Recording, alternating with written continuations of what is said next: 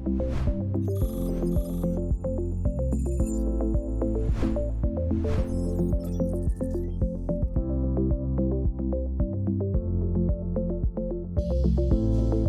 To Artech exam. आज हम discuss करेंगे हैमर के प्रकार किस तरह से होते हैं। इससे पिछले वीडियो में हमने डिस्कस किया था कि हैमर के पार्ट्स क्या होते हैं। तो चलिए डिस्कस करते हैं हैमर के प्रकार के बारे में। पेन के अनुसार हैमर के प्रकार बदलते जाते हैं। जैसे हैमर का पेन बदलेगा वैसे ही हमारा हैमर होगा। तो हैंड हैमर 7 प्रकार के होते हैं। तो सबसे पहले हम डिस्कस करते हैं ball peen hammer. Ball peen hammer में जैसे गेंद होती है वैसे ही इसका ऊपर वाला पोर्शन जो पेन वाला पोर्शन होता है वो राउंड होता है। तो ये सबसे ज्यादा इस्तेमाल होने वाला हैमर है और ये फिटर ट्रेड का सबसे ज्यादा फेवरेट हैमर भी कहलाता है। बॉल पेन हैमर से हम साधारण काम करते हैं जैसे मार्किंग करना, पंचिंग करना, रिवेटिंग करना। तो सबसे ज्यादा बॉल पेन हैमर का इस्तेमाल होता है और यह हैमर 100 ग्राम से 910 ग्राम तक अवेलेबल होता है। उसके बाद डिस्कस करते हैं straight peen hammer. Straight peen hammer में जैसे हमारे हैमर है इसका पेन हैंडल के स्ट्रेट रहता है। इस तरह से इसमें कुछ झोपड़ी टाइप का वी बना रहता है स्ट्रेट पेन हैमर में और ये हैंडल के बिल्कुल पैरेलल होता है। इसीलिए इसे स्ट्रेट पेन हैमर कहते हैं। जब वी ग्रुप बनाना, आयताकार स्लॉट्स बनाना और रिवेट हेड को फैलाने के लिए इसका इस्तेमाल करते हैं।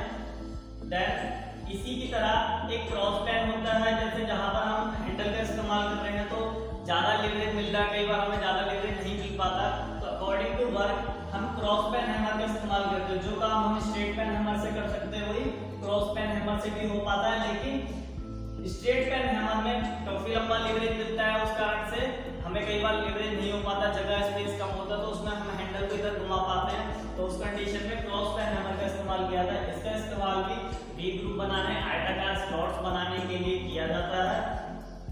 Then we will discussing on flat pen hammer या डबल फेस हैंड हैमर। जैसे इसमें डबल फेस हैंड हैमर भी कहा जा रहा है, इसका दूसरा नाम है। तो इसमें जो इसके फेसिस होते हैं वो फेसिस दोनों तरफ से बिल्कुल फ्लैट होते हैं। जैसे जो और हैमर्स में क्या है ये सभी फेसिस इस तरह से बने हुए हैं, लेकिन दूसरी तरफ पेन बदला हुआ है, लेकिन इसका पेन भी सेम होता है। तो इसको कहीं भी घुमा के हम यूज कर सकते हैं। तो ये भी साधारण कार्य के लिए ये भी इस्तेमाल सबसे ज्यादा किया जाता है। ये दो हैमर सबसे ज्यादा प्रयोग में लाए जाते हैं, लेकिन सबसे ज्यादा बॉल पेन हैमर का इस्तेमाल किया जाता है।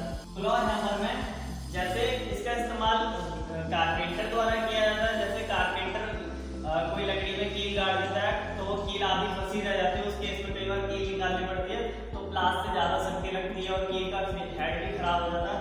उस चीज से बचने के लिए कारपेंटर अपने साथ एक क्लॉ हैमर रखता है। क्लॉ हैमर में इस तरह से दो बने होते हैं ऊपर का पेन, तो इस पेन में इस तरह से कील को फंसा के और कील को निकाला जाता है। तो इससे कारपेंटर का काफी समय बच जाता है कील निकालने का। तो कील निकालने के लिए इसका पेन इस तरह से कुछ बना होता है। तो क्लॉ हैमर का प्रयोग कारपेंटर द्वारा किया जाता है लकड़ी से कील निकालने के लिए। उसके बाद डिस्कस करेंगे स्लेज हैमर।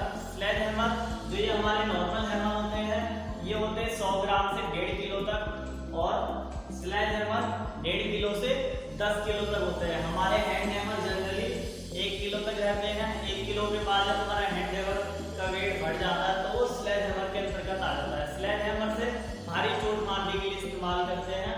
जैसे फोर्जिंग या ब्लैक स्मिथ वर्क हो रहा है तो उस कंडीशन में हम स्लेज हैमर का इस्तेमाल करेंगे, क्योंकि वहां पे भारी चोटें चाहिए होती हैं। तो स्लेज हैमर इसमें प्रयोग किया जाता है। तो ये मैक्सिमम 10 किलो तक मिलता है। उसके बाद हम डिस्कस करेंगे सॉफ्ट हैमर। ये भी एक इंपॉर्टेंट हैमर है सॉफ्ट हैमर। इसमें एक होता है रॉ हाइड हैमर।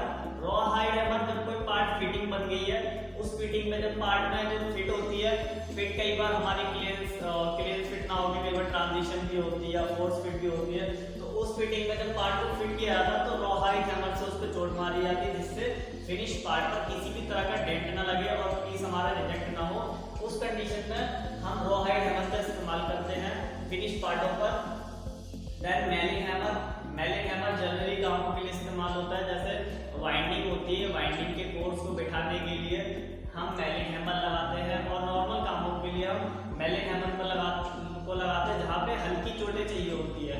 यह हार्ड लकड़ी का बना होता है, जैसे चीड़, देवदार, कीकड़, शीशम, इस तरह की हार्ड लकड़ियों का मेलिंग हैमर बना होता है। आप देखे होंगे मैग्नेट हैमर इस तरह से रहता है, इसके ये वाले पोर्शन थोड़े से राउंड होते हैं।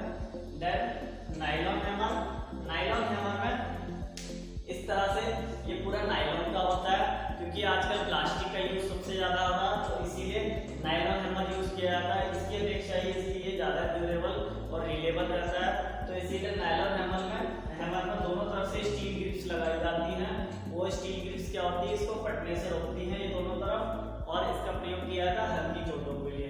अब इसमें एक बहुत इंपॉर्टेंट चीज हम डिस्कस करते हैं कि हैमर का भार, ये सबसे ज्यादा इंपॉर्टेंट चीज है। हैमर का भार उसके चेक पर निर्धारित रहता है, जो ये चेक पोर्शन रहता है उस पर निर्धारित रहता है। कभी भी आपको हैमर का भार ये कपोल या हेड पर नहीं लगाना है, आपको इस पर जाना है कि हैमर का भार चेक पर नामित रहता है, चेक पर, और हैमर का स्पेसिफिकेशन पेन एवं भार के अनुसार किया जाता है। अब हम देख इसमें एक चीज और समझते हैं कि पेन के अनुसार हमारे जो ये होते हैं नॉर्मल हैमर्स होते हैं, हल्के कामों के लिए हम इन्हीं हैमर में हल्के हैमर इस्तेमाल करते हैं। तो हल्के हैमर हमारे 100 ग्राम से 330 ग्राम तक होते हैं, जिसका हैंडल की लंबाई 200 से 260 मिलीमीटर होती है। एंड ये थोड़े से हल्के हो जाते हैं जब हल्की चोटें चाहिए होती है। उसके बाद 450 ग्राम से 910 ग्राम तक मध्यम कार्यों के लिए किया जाता है, जैसे चिपिंग करने के लिए छेनी से कोई जॉब को काटना है, तो उस केस में हम 450 से 750 ग्राम का हैमर जनरली इस्तेमाल करते हैं। तो 450 से 910 ग्राम तक मैक्सिमम तक हम नॉर्मल कामों के लिए इस हैमर का प्रयोग करते हैं। और इस हैमर के हैंडल की लंबाई 250 से 350 mm तक लंबाई होती है इसके हैंडल की लंबाई। आपको इसके हैंडल की भी लंबाई लगभग पता होना चाहिए कि हमारे नॉर्मल हैमर्स की हैंडल की लंबाई, छोटे वाले जो होते हैं इसकी हैंडल की लंबाई 200 से 260, और बड़े और जो मध्यम होते हैं उसकी हैंडल की लंबाई 250 से 350 तक होती है। देन स्लेज हैमर में स्लेज हैमर जैसे घन होता है तो उसमें भार ज्यादा होता है, तो इसीलिए हैंडल का लिवरेज भी ज्यादा दिया जाता है, जिससे शक्ति कम लगानी पड़े और चोट ज्यादा तेज लगे, क्योंकि उसमें ज्यादा चोटों की आवश्यकता होती है।